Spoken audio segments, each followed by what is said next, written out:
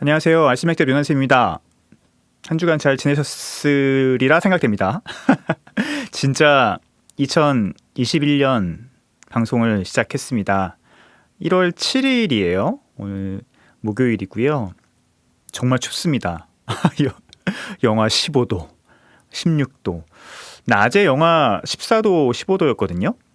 밤에는 제 생각에는 더 내려갈 것 같아요. 라디오가 나가는 시점에서는 날씨가 어떨지 모르겠는데 엄청 춥고 눈도 엄청 왔어요. 어젯밤에 거의 눈보라가 치듯이 펑펑 한방눈이 내렸습니다. 마음이 간사한 게 예전 같았으면은 눈사람도 만들고 그랬을 텐데 애 데리고 나가서 오늘 진짜 싫더라고요. 그리고 확실히 사라진 것 같습니다. 저의 동심이. 다음날 아침에 어떻게 하지? 어떻게 출근하지? 뭐 이런 생각들이 앞선 거 보니까. 어쨌든 온 세상이 하얗게 변했고요. 어저께 보니까 예상치 않은 폭설에 많이 당황하신 분들이 많더라고요. 뉴스 보니까 특히 운전하시는 분들이 너무너무 고생하셨던 것 같아요. 정말 수고 많으셨습니다. 오늘도 춥다고 하니까 건강 유의하셨으면 좋겠고요. 첫 곡은 어반자카파의 Beautiful Day 들으셨습니다. 제가 이 녹음을 오전에 하기도 하고 이렇게 저녁에 하기도 하는데 오늘은 저녁에 하거든요. 5시가 넘으면 해가 져요. 그리고 세상이 어두워지죠. 하루가 되게 짧습니다. 그래서 동지는 지났지만 여전히 밤이 길고요. 근데 밤에 녹음 이렇게 방송을 할 때는 낮에 할 때와 조금 감성이 좀 달라요. 낮에 할 때는 좀 업이 돼 있기도 하고 그 다음날 그러니까 그날의 일정이 있기 때문에 약간 이렇게 여러 가지 생각하는 것들이 좀 있거든요. 근데 밤에 이렇게 녹음을 하면 확실히 조금 가라앉고요. 기분이 좀 차분해지는 느낌이 들어요.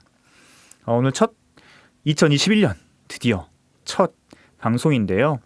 뭐 특별한 각오나 이런 것들 없고 좀 재밌게 해야겠다라는 생각이 좀 들고요.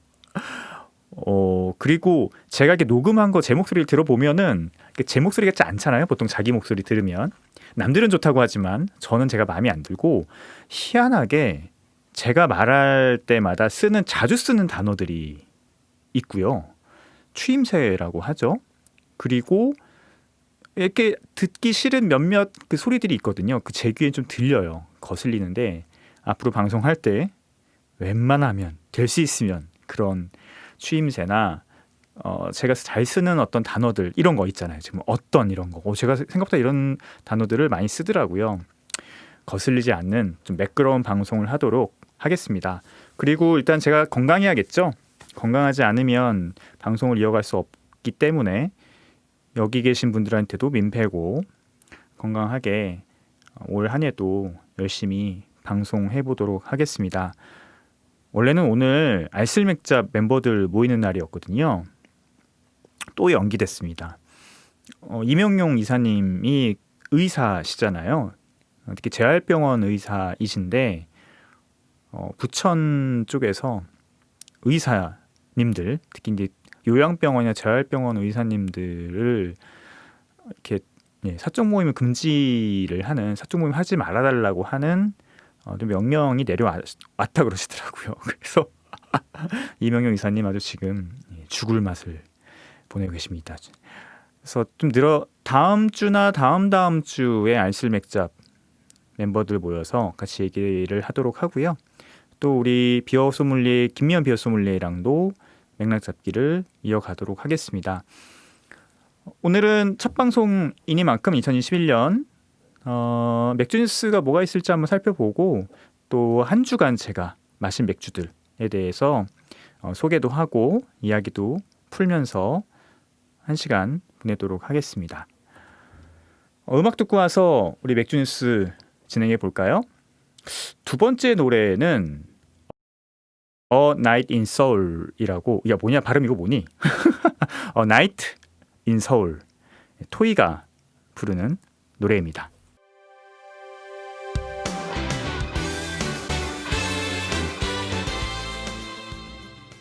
토이의 A Night in Seoul 듣고 왔습니다. 서울에서 밤이 느껴지시나요? 서울의 밤 멋있죠. 서울이 어느새부턴가 메트로폴리탄 도시가 됐어요. 저는 서울에서 태어나서 계속 서울에서 자라고 있다? 예, 서울에서 살고 있는데 한 번도 그 서울을 메트로폴리탄이라고 생각해 본 적이 없었거든요. 그런데 한 3년 정도 된 것 같아요. 예, 3년 전부터 서울에 외국인들이 굉장히 많아지고 또 서울을 다루는 다양한 외국 프로그램들, 유튜브들을 보면서 서울이 내가 모르는 사이에 메트로폴리탄이 됐구나라는 생각이 들고요. 예전에 뭐 뉴욕이나 외국의 도쿄 같은데, 일본 도쿄 같은데 가서 그때만 하더라도 굉장히 서울과는 비교 안 되게 큰 도시라고 생각을 했어요. 그런데 지금 서울의 모습들, 서울의 시스템들, 제가 지금 살고 있는 여러 곳들을 찬찬히 둘러보니 뉴욕이나 도쿄나 런던이나 이런 곳과 절대 뒤지지 않는 여러 가지 매력들을 갖고 있는 것이 느껴집니다. 토이가 이 노래를 유희열 씨가 이 노래를 만들었을 때만 해도 전혀 그렇지 않은 도시였는데 어느덧 훌쩍 성장해 버렸네요. 먼저 협회 뉴스부터 좀 말씀드릴까요? 비오도슨트 2020년 4기 생들이 수료를 앞두고 있고요.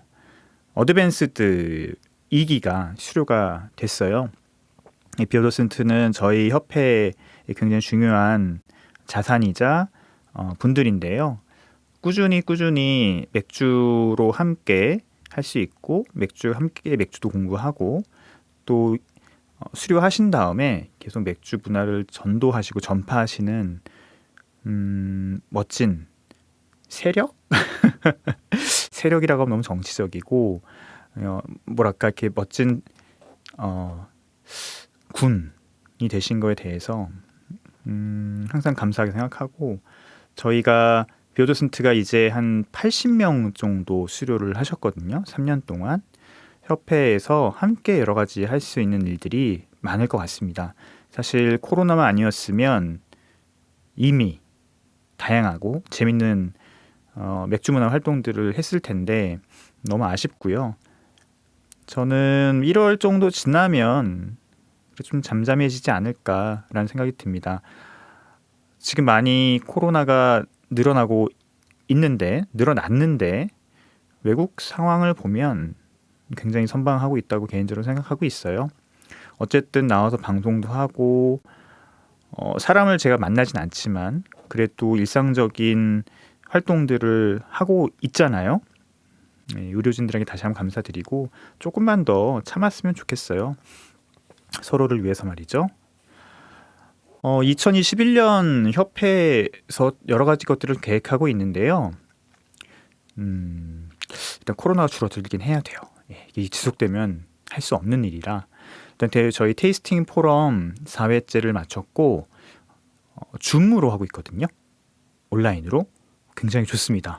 그리고 계속 이 코로나 시대 때 모이지 못했을 때 어떻게 활동을 할 것인가, 지속할 것인가를 테스트를 하고 있어요. 테이스팅 포럼을 통해서 저희가 해답을 발견하고 있고요. 안동브루어리 맥주로 테이스팅 포럼을 했는데 너무 좋은 결과들 너무 행복해하시고 저희도 이 포맷을 이용하면 앞으로 코로나든 아니든 의미 있는 활동들을 지속할 수 있겠다라고 하는 결과물들이 나와서 테이스팅 포럼을 본격적으로 2021년부터는 하려고 하고 있습니다. 저희 여행도 지금 준비하고 있는데 그거는 어떻게 될지 아직 확신이 안 서고요. 비오도슨트들과 함께하는 테이스팅도 하려고 하고 있어요. 그것도 역시 코로나 좀 잠잠해져야 되는데 어쨌든 그날이 올 때까지 기다리고 있겠습니다. 2021년 본격적으로 진행하는 맥주 뉴스인데요. 맥주 뉴스 오늘 많이 얘기해 드릴 건 없을 것 같아요. 의미 있는 거 한 2개 정도 얘기를 하고 넘어가려고 합니다. 2021년 맥주 시장이 어떻게 될지는 제가 저번 시간에 말씀을 드렸죠. 많이 힘들어하고 계신데 그래도 그 안에서 지속적으로 생존을 위해서 고군분투를 하고 계시는 모습들을 옆에서 보고 있어요.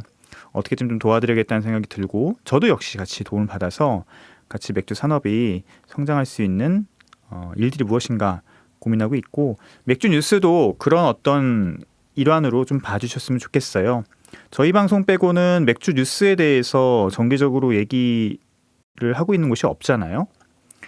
물론 뉴스를 이렇게 전하다 보면 약간 비판도 할 수 있고 다른 의견도 얘기할 수 있겠지만 지속적으로 이렇게 맥주 뉴스를 이야기하고 또 맥주 뉴스를 들어주시는 분들이 계시기 때문에 관심을 놓을 수 없는 것 같아요. 오늘 제가 첫 번째 눈에 띈 뉴스는 뭐냐면 전북 도민일보 뉴스입니다. 전북 도민일보.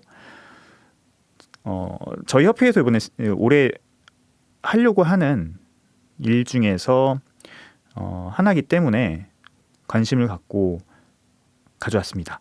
전북 농기원 수제 맥주용 효모 특허 출원이라는 뉴스예요. 2020년 12월 28일자 뉴스네요. 기사 좀 읽어드릴까요? 전라북도 농업기술원은 전통 발효제인 누룩으로부터 양조에 적합한 효모균주 선발 연구를 수행해 양조 특성과 관능이 우수한 수제 맥주용 효모 특허를 출원했다.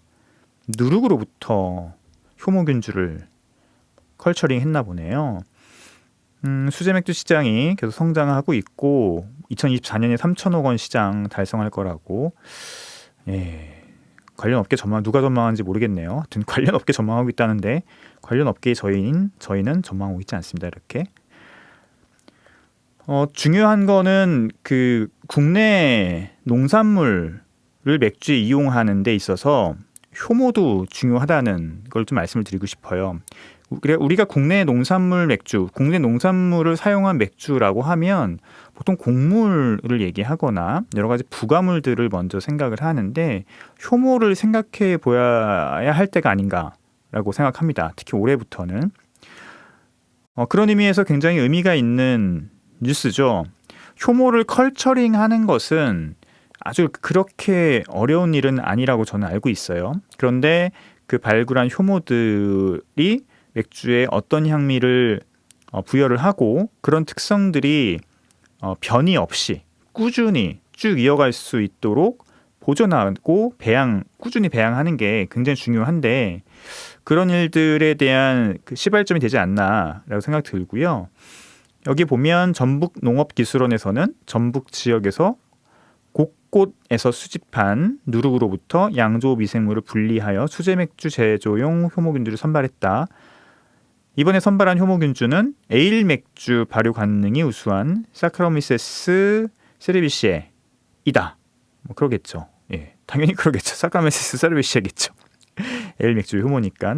이름이 JBY-11이라고 졌네요. 이 효모는 응집성이 우수하여 맥주 제조 시 여과 효율을 높이고 달콤한 바나나 향이 나는 게 특징이다. 달콤한 바나나 향.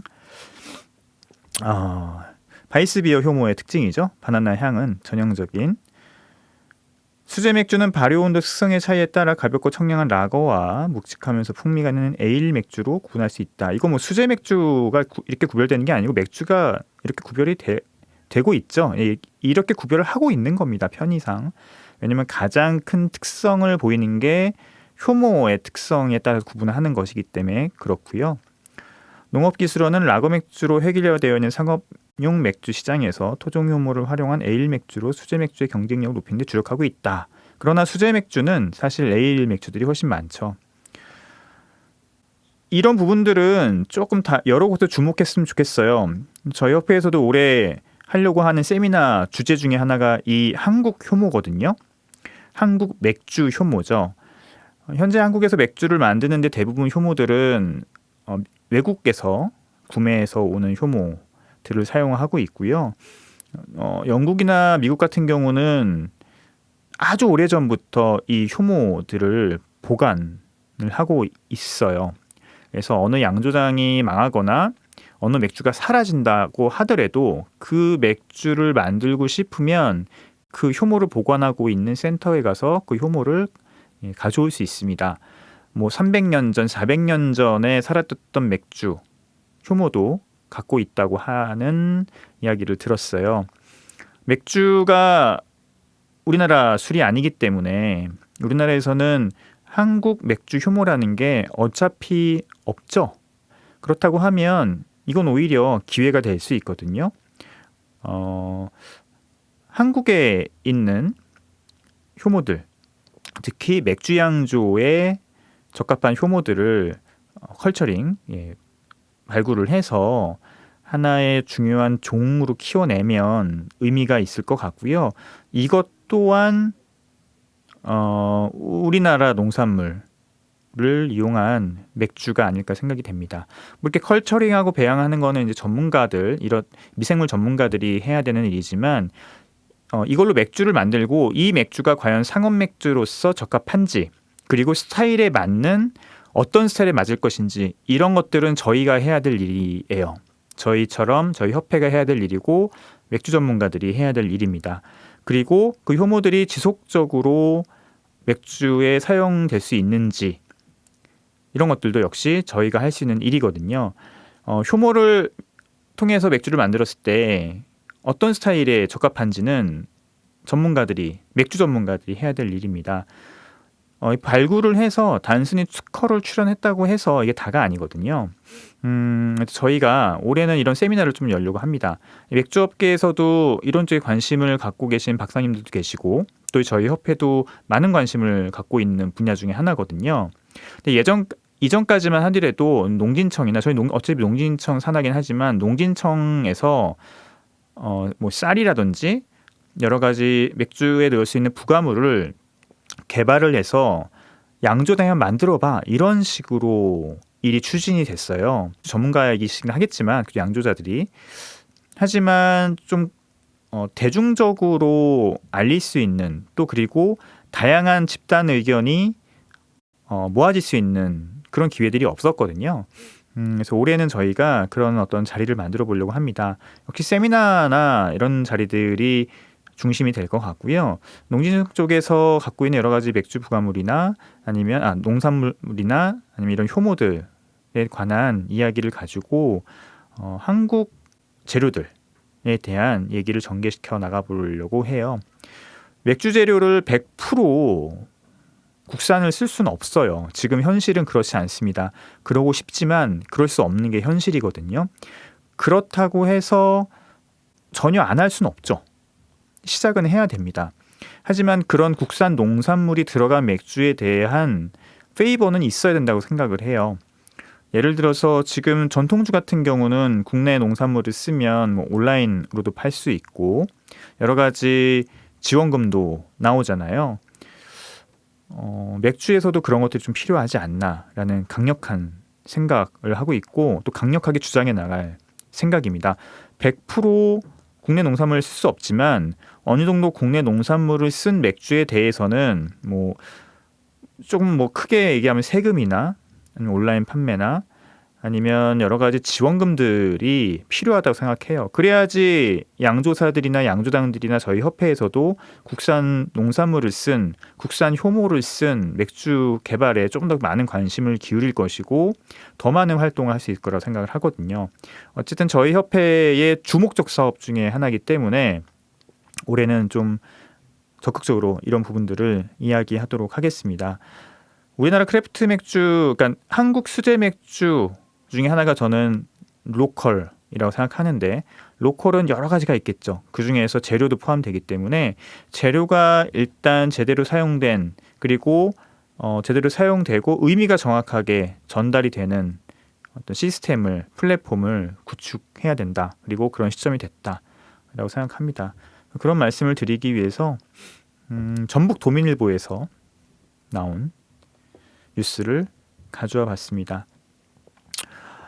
두 번째 뉴스는 가볍게 들으시라고, 제가 이렇게 방송하고 이렇게 들어보면은 생각보다 이렇게 너무 무거운 주제들을 얘기하는 것 같아서 진짜 재미없겠다 라는 생각을 좀 하거든요. 좀 가벼운 뉴스들도 좀 가져와야 되는데 가벼운 뉴스들을 가져오려다 보니까 일단은 딱 봐도 이거 광고성 기사라고 하는 생각들이 좀 들고, 하나는 그러다 보면은 여러 가지 문제점이 좀 생길 것 같아서 가벼운 뉴스를 생각보다 잘 다루지 않는데 이번에는 가벼운 뉴스 하나 가져왔습니다. 뭐 무슨 표 맥주 아시죠? 비슷한 게 나왔더라고요. 근데 이것도 재밌는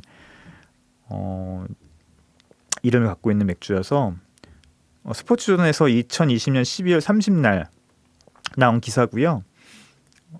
질러 맥주가 나왔네요. 질러 맥주 보셨나요? 아직 못 봤습니다. 질러 맥주고요. 육포 시장 판매율 1위를 자랑하는 무슨 표 질러아. 여기 무슨 표인지 아세요? 이 육포, 이 질러라는 육포를 이 회사에서 만든 거였구나. 간장 회사 아닌가? 저도 지금 알았어요. 그래서 이 질러라고 하는 육포와 플래티넘이 만나서 질러 맥주를 출시를 했군요. 좋아하시나요? 무슨 표 맥주? 여기 기사를 보면 표 질러와 대한 IPA의 특별한 만남으로 탄생한 질러 맥주는 달콤 짭짤한 맛으로 맥주와 잘 어울리는 직화풍 BBQ 제품의 디자인을 대한 IPA 패키지에 반영한 상품이다. 요거 애매하네요. 그러니까 이 맥주를 따로 개발한 게 아니고 이 플래티 땡에 대한 IPA가 있는데 라벨만 이렇게 바꿨다. 네. 평론하기 참 힘드네요. 이거 어떻게 봐야 될까요? 이런 맥주를 우리가 그냥 이런 맥주는 그냥 이벤트로 보셨으면 좋겠어요. 이벤트 맥주로 생각하면 좋지 않을까라는 생각이 드네요. 그렇지 않으면 이게 뭐 새로운 맥주도 아니고 뭔가 고민이 많은 콜라보레이션 맥주도 아니고요. 그렇다면 이걸 수제 맥주라는 범주에서 보기 좀 힘들다라는 생각을 좀 까칠하게 해보고 싶습니다. 어쨌든 뭐 이런 무슨 표 맥주들이 올해도 계속 나올 것 같다는 생각이 들어요. 일단은 쉽잖아요. 그리고 잘 팔리죠. 익숙한 거를 구입할 수밖에 없잖아요. 많은 소비자들이 쉽고 그래서 잘 팔리기 때문에 가장 쉽게 접근할 수 있는 방법이죠. 무슨 표 맥주, 무슨 에일 이런 것들은 근데 올해까지만 진행이 되지 않을까. 올해까지지만 이런 것들이 조금 반짝하지 않을까라는 생각이 듭니다. 재미로 드시면 될 것 같아요. 어디에 팔려나? 이거 편의점에 주로 있는 안주 아닌가요? 편의점에서 주로 팔겠네요. 편의점에서 보시면 한번 드셔보시고요. 이 대한 IPA 자체는 전형적인 플래티넘의 맥주 스타일이죠. 세션 IPA, IPA, 페일 에일 이런 것들이 플래티넘 맥주의 중요 스타일 중인데 마셔보면 요거 플래티넘에서 쓰는 홉이다. 플래티넘 뉘앙스의 맥주다 라는 것들을 조금 알 수 있습니다. 역시 비슷할 것 같고요. 6포와 세션 IPA가 과연 어울릴지는 한번 여러분들이 직접 판단해 보시죠. 6포처럼 약간 짭짤하기도 하고 약간 그 로스티드한 향이 있는 음식과 안주와 시트러스한 세션 IPA가 어울릴지는 직접 판단해 보시면 좋을 것 같고요. 제 개인적으로는 6포랑 어울리는 맥주는 메리첸이나 아니면 엠버 에일 정도가 어울린다고 생각합니다. 혹은 스타우트 중에서 효모 향이 아주 많지 않은 루스티드 향이 적절한 스타우트면 6포랑 굉장히 잘 어울리는데요. 이 세션 IPA랑은 잘 모르겠네요. 제가 확신을 갖고 말씀드리긴 좀 힘들 것 같습니다. 세션 IPA는 사실 약간 시트러스하거나 가벼운 샐러드 중에서도 드레싱을 너무 강하지 않게 쓰는 것들하고는 잘 어울리고요. 가벼운 스낵 중에서 짠맛이 강하지 않고 담백하지만 이렇게 약간 푸석한 과자들하고 잘 어울리는 것 같아요. 만약에 그런 과자들이 있으면 시트러스한 잼, 뭐 귤잼도 괜찮고 오렌지 마말레이드 이런 잼들 있잖아요. 그런 잼들하고 같이 드시면 어울리는 맥주죠. 그래서 뭐 궁금해하실 것 같아서 무슨표 맥주가 또 나왔다라고 가볍게 말씀드리려고 맥주 뉴스를 가지고 왔습니다. 아직은 연초기 때문에 맥주 뉴스가 활발하게 나오는 것 같진 않아요. 하지만 계속 이 맥주 뉴스들을 관심 있게 지켜보고 전달해 드리도록 하겠습니다. 그리고 이런 것도 좀 해야 될 것 같아요. 기사에서 좀 잘못된 내용들이 나오는 것도 좀 잡아서 말씀을 드려야 될 것 같습니다. 이게 제가 맥주 뉴스를, 맥주 기사들을 조금 자세히 살펴보면서 느끼는 건데 잘못된 내용들이 꽤 있거든요. 근데 이런 내용들을 잡아드리지 않으면 그 기사 그대로 믿으실 것 같더라고요. 그래서 이런 내용들을 좀 잡아드리는 기사도 가져야 될 것 같습니다.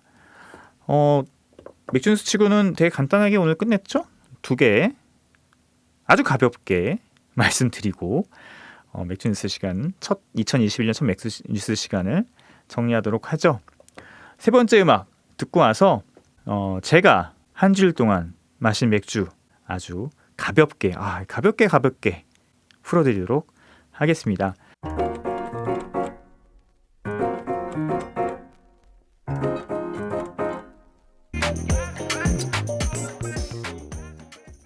지코의 아무 노래 듣고 오셨습니다. 이 노래 갑자기 생각나더라고요. 그래서 들었거든요. 이 겨울밤에 괜히 어울리는 노래라고 생각이 들어서 오랜만에 틀어드렸네요. 이 노래 신나지 않나요? 저는 기분 좀 우울할 때 이 지코의 아무 노래를 듣습니다. 춤도 이렇게 추고 싶어요. 근데 제가 정말 춤은 젬병이라. 자, 이제 제가 한 주 동안 마신 맥주에 대해서 이야기를 해드리는 시간이에요. 제가 한 주 동안 맥주를 아주 많이 마시지 못했습니다. 헬리코박터균 재균을 했거든요. 헬리코박터균이 있다고 건강검진에서 나와서 태어나서 처음으로 헬리코박터균을 재균하는 약을 먹었습니다. 일주일 동안 먹어야 되더라고요. 항생제인데 의사 선생님께서 이거 굉장히 좀 강한 약이라고 하시긴 하셨거든요. 근데 이렇게 강할 줄 몰랐어요. 와, 진짜 헬리코박터균이 원래 이렇게 안 죽나 보죠? 일주일 동안 항생제 4알을 아침 점심으로 먹었는데 와, 그 항생제가 엄청 독한 거라고 나중에 보니까 나오더라고요. 그래서 여러 가지 부작용들이 있는데 저는 다행히 부작용이 크진 않았어요. 화장실을 좀 자주 가는 거 정도의 부작용이 좀 있었는데 그거는 미리 의사 선생님이나 아니면은 그 약사 분께서 말씀해 주셔서 예상하고 있던 거기 때문에 놀라진 않았는데 대신에 술을 웬만하면 드시지 마시라 라고 얘기를 해서 일주일 동안 재균하면서는 맥주를 많이 마시지 못했습니다. 재균이 끝나고 재균이 됐을지 안 됐을지 모르겠어요. 다시 검사를 해봐야 된다고 하네요. 어쨌든 약을 다 먹고 난 다음에 맥주를 다시 마시기 시작했는데요. 테이스팅을 다시 시작을 했는데요. 저번 주에 마신 맥주들을 보니까 그래도 뭐 재밌는 테이스팅들을 했나요? 제가 그 재균이 끝나고 그 다음날 마신 맥주는 다름이 아니고 저희 비오도슨트들과 함께 만든 IPA였습니다. 세션 IPA를 하나 만들었거든요. 꽤 오래전에 만들었죠. 수업이 벌써 한 달 정도 됐는데 그때 만든 세션 IPA를 마셨는데 개인적으로 이 세션 IPA나 IPA나 페일에일은 드라이 호핑이 좀 필요하다고 생각을 하거든요. 드라이 호핑 없이 레이트 호핑이나 아니면은 아로마 호핑으로 만든 IPA나 세션 IPA는 아무래도 향이 조금 떨어질 수밖에 없다고 생각을 해서 개인적으로 홈브링을 할 때는 반드시 드라이 호핑을 하는 편입니다. 근데 비어서센트 수업에서는 드라이 호핑 하는 게 좀 시간적으로 제약이 있기 때문에 레이트 호핑 쪽에서 홉을 굉장히 많이 넣어요. 월풀 할 때. 그런데 이번에는 그래도 홉향이 꽤 짙게 배어 있어서 아주 제균 끝난 다음에 첫 맥주로 잘 마셨습니다. 비터함이 조금 생각보다 좀 많이 나와서 좀 그렇긴 했지만 전반적으로 맥주가 잘 나왔고요. 내가 직접 만든 맥주들, 우리가 함께 만든 맥주들은 그 나름대로 굉장히 매력이 있습니다. 사 먹는 것보다. 근데 실제 사 먹는 게 더 싸긴 하죠. 어쨌든 내가 직접 재료를 넣고 함께 우리가 아이디어를 내서 맥주를 만들면 그 시음할 때 나름 뿌듯함이 있습니다. 그 맥주를 시작으로 마셨던 맥주는 엠브라스 피티드 오크 에이지드라고 하는 맥주가 있어요. 이 맥주 아시는 분들은 아시겠지만 벨기에 맥주거든요. 위스키 배럴에 숙성시킨 다크 스트롱 에일이에요. 이슬라이 위스키라고 하는 그 배럴에서 숙성시켰고요. 피티드라고 돼 있죠. 피티드. 보통 스카치 위스키를 나타내는 가장 첫 번째 향이 피트 향이잖아요. 피트라는 게 아일랜드 지방에 석탄처럼 묻혀 있는 걸 의미를 하죠. 그래서 그거를 태워서 몰트를 만들고 그 몰트를 갖고 만든 발효주를 다시 증류시켜서 만드는 게 일반적인 스카치 위스키를 만드는 방법인데, 그래서 스카치 위스키는 버번이나 다른 나라 위스키와는 좀 다르게 이 피트 향이 굉장히 탁 하고 치고 올라옵니다. 그 향만 갖고도 이거는 스카치 위스키야라고 우리가 구별할 수 있는데, 이렇게 스카치 위스키가 있었던 배럴에 맥주를 숙성을 시키면 이 피트 향이 맥주에 배기도 하죠. 혹은 맥주 중에서 피트라고 써 있는 것도 있어요. 그거는 피트로 구운 몰트를 사용한 맥주입니다. 그런 맥주도 있습니다. 크래프트 맥주 중에서. 그래서 그 맥주는 확실히 피트 향이 팍 올라와요. 당연히 그렇겠죠. 피트로 구운 몰트를 사용했기 때문에. 그런데 이 엠브라스의 피티드 오크 에이지드 같은 경우는 스카치 위스키를 담았던 배럴에 추가 숙성을 했기 때문에 피트 향이 살짝 묻어있는 그런 맥주고요. 알코올 도수가 9도예요. 9도여서 지금처럼 이렇게 추운 겨울밤에 정말 잘 어울리는 맥주입니다. 이 맥주의 가장 큰 특징 중에 하나는 건자두 향이에요. 약간 건포도 향과 건자두 향인데, 이 맥주를 딱 마시고 첫 번째 들었던 느낌은 건자두를 그냥 한 움큼 씹어먹는 느낌이다, 이런 생각이 들었어요. 그리고 몰트에서 올라오는 약간 감초의 향도 있었고요.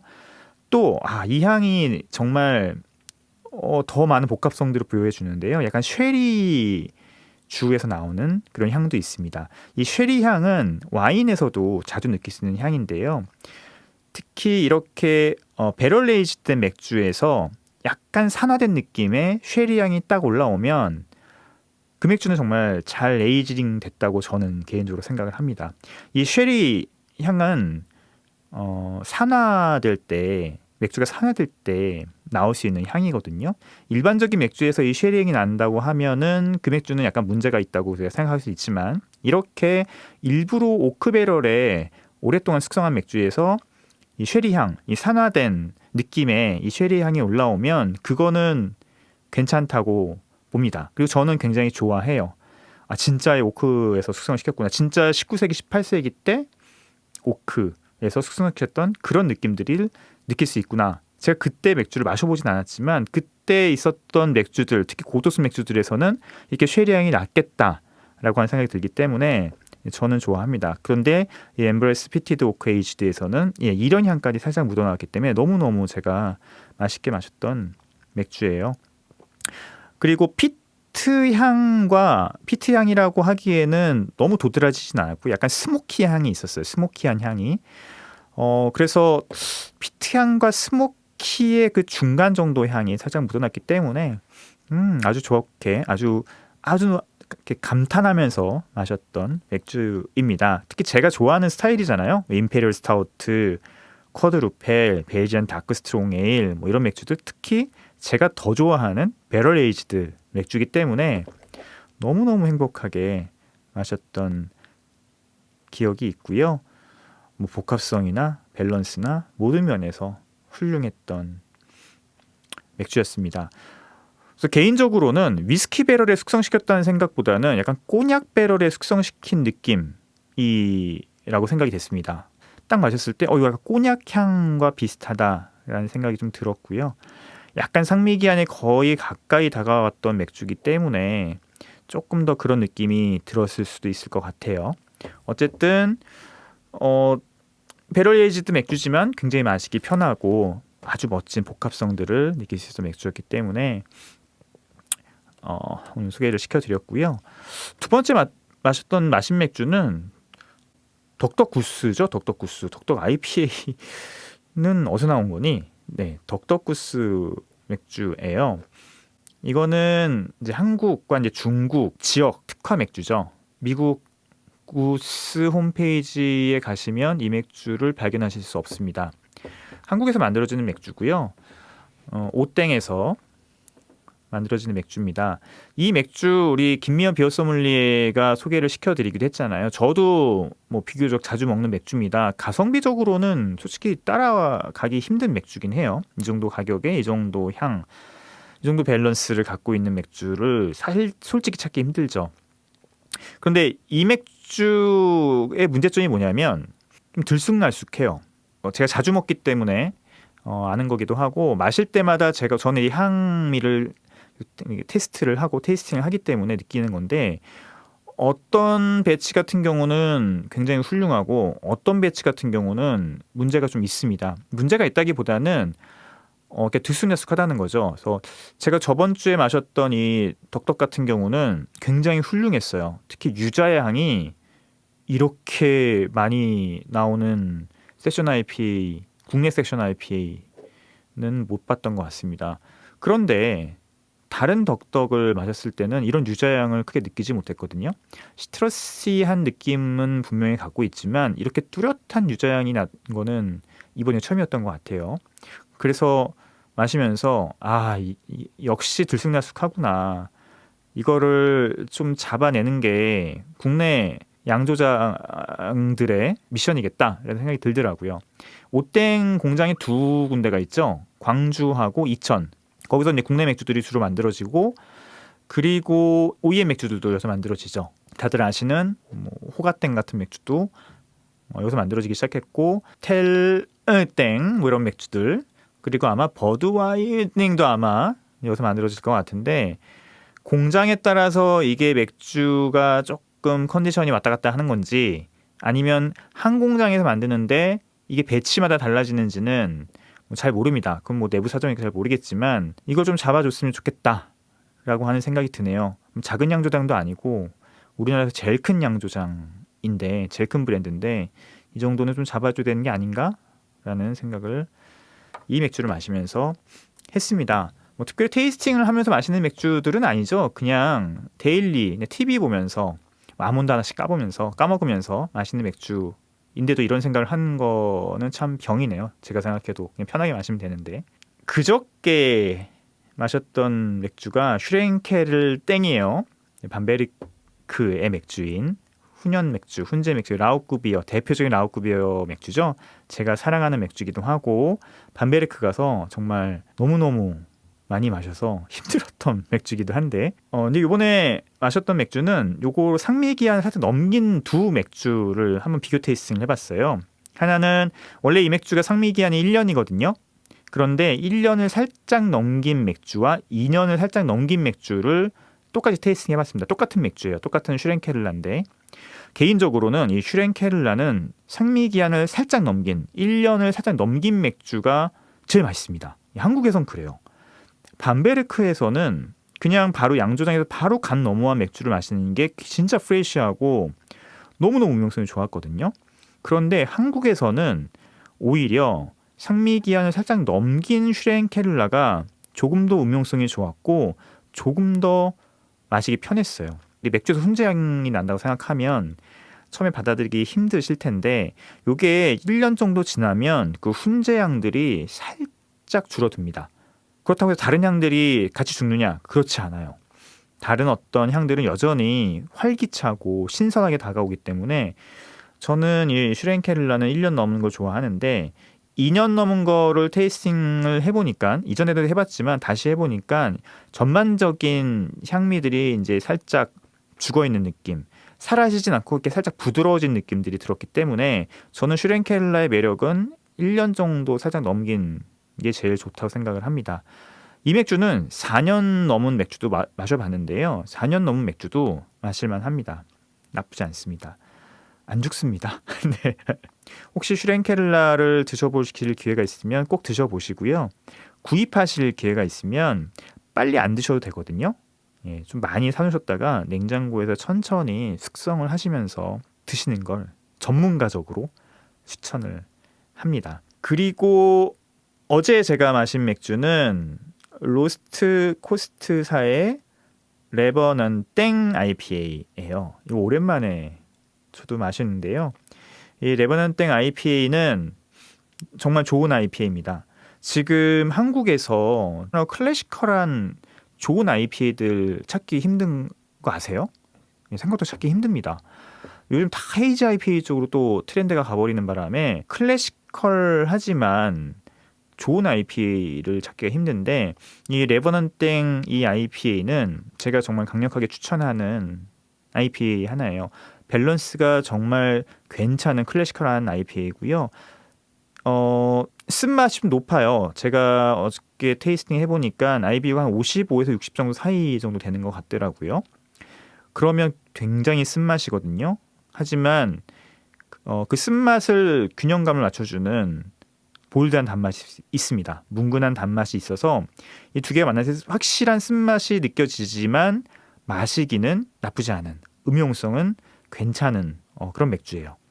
그리고 전형적으로 이 웨스트 코스트 IPA이기 때문에 뭐 자몽이나 특히 저는 이제 이 맥주에서 나오는 향을 우리나라 말로 하면 감귤류 보통 이렇게 얘기하는데 시트러시, 감귤 이렇게 얘기하는데 저는 텐저린이라고 보고요. 텐저린이라고 하면 바로 안 들어오실 수 있는데 낑깡 있잖아요. 낑깡 아시죠? 네, 약간 묵직한 낑깡 향이라고 생각하시면 됩니다. 텐저린 향이 있고 그 다음에 재밌는 게 약간 자스민 같은 꽃향도 뒤에 살짝 묻어오더라고요. 기분이 되게 좋았고요. 건초향도 있고 몰트선은 허니 향도 묻어 있습니다. 뒤에는 강하진 않지만 비스켓 향까지 같이 있기 때문에 복합성 또한 아주 좋은 맥주라고 할 수 있죠. 이 모든 게 다 같이 어우러지면서 이게 하나로 뭔가 수렴되는 느낌이에요. 좀 안 좋은 맥주 같은 경우는 마시면 이렇게 향들이 각각 노는 느낌, 쓴맛, 단맛 각각 노는 느낌이 들기 때문에 입에서 막 자기들끼리 막 알아서 놀고 있거든요. 그래서 뭔가 집중이 안 되는 느낌인데 이 레버넌 땡 IPA 같은 경우는 마시면 입에서 같이 이 모든 향들이 하나로 수렴이 되면서 되게 마시기 좋다라는 생각이 들고요. 특히 저는 이런 IPA는 여름보다는 겨울에 강력하게 추천을 합니다. 겨울밤에 진짜 가볍게 한잔하기 좋은 맥주입니다. 그냥 마셔도 충분히 괜찮지만 개인적으로는 크래커 같은 거, 잼을 바른 크래커 혹은 그 치즈인데 경성 치즈죠. 콜비잭이나 아니면 체다인데 꿀을 살짝 찍어 바른 그런 경성 치즈와 함께 드시기를 강력 추천해드리는 맥주입니다. 한 주 동안 이런 맥주들을 제가 마셨네요. 또 다음 방송 해드릴 때까지 또 열심히 또 테이스팅을 해서 제가 어떤 맥주를 마셨는지 설명을 해드리면 재밌을 것 같아요. 다른 맥주들도 있는데 시간이 다 됐네요.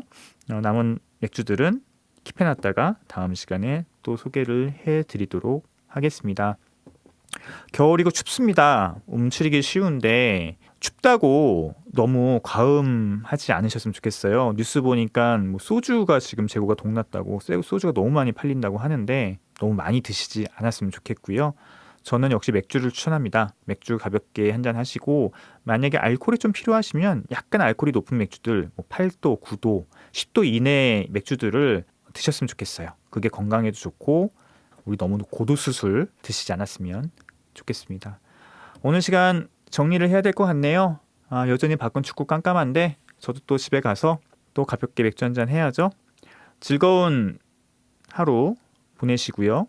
그리고 다음 시간에 또 재밌는 맥주 이야기로 돌아오도록 하겠습니다. 그럼 이렇게 인사를 드릴게요. 지금까지 유난쌤이었습니다. 안녕히 계세요.